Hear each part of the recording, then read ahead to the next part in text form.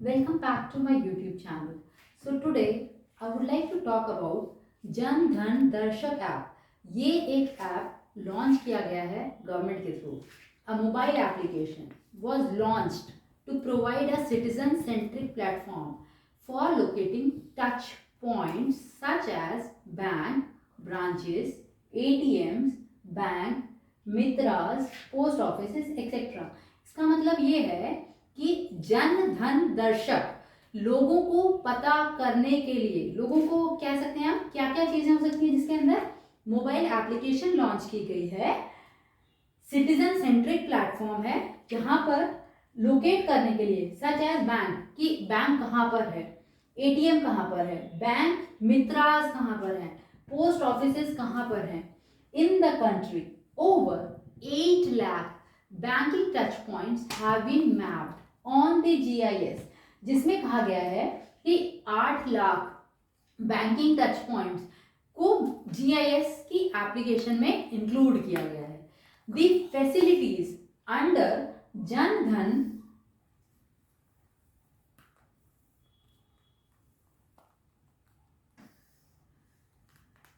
धन दर्शक app could be availed. ये जो फैसिलिटीज हैं Darshak app could be availed as per the need and convenience of common people. जैसे कि हम गूगल नेविगेशन यूज करके डिफरेंट लोकेशन पे फाइंड आउट कर लेते हैं, वैसे ही ये हमारे लिए एक बहुत ही अच्छा इनिशिएटिव है जो कि गवर्नमेंट द्वारा लिया गया है.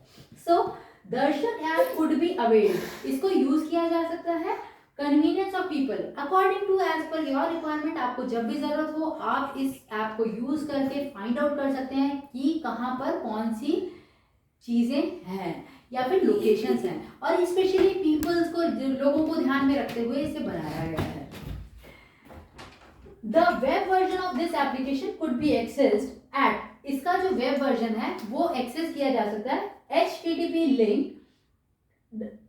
/findmybank.government.in के थ्रू.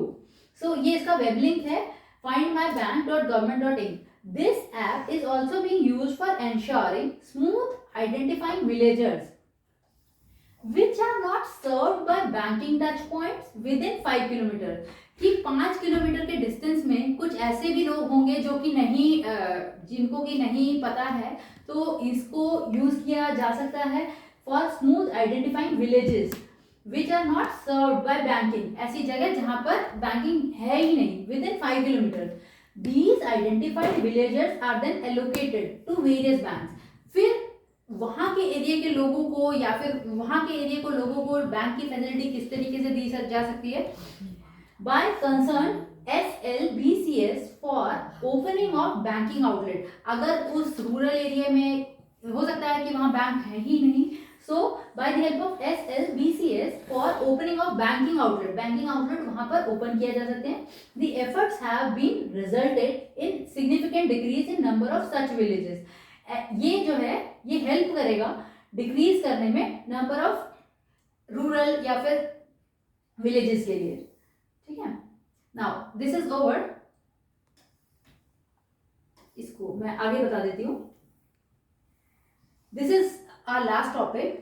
Now impact of प्रधानमंत्री जन धन योजना.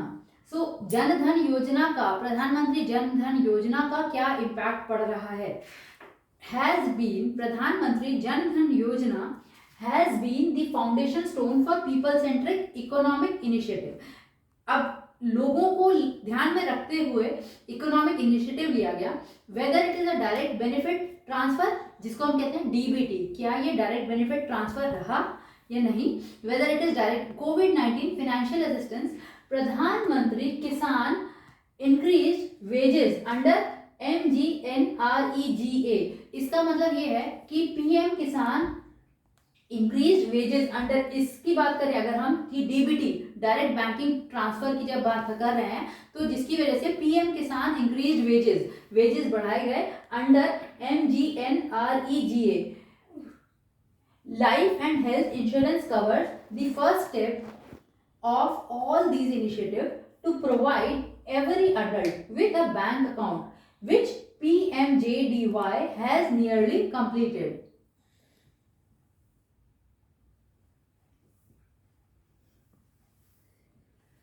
1 in 2 accounts opened between March 14 to 2020 was a प्रधानमंत्री जन धन योजना अकाउंट. अगर 2014 या फिर 2020 के बीच में अकाउंट खोला गया है तो within 10 days of national wide lockdown more than 20 crore women प्रधानमंत्री जन धन योजना account were credited with ex gratia.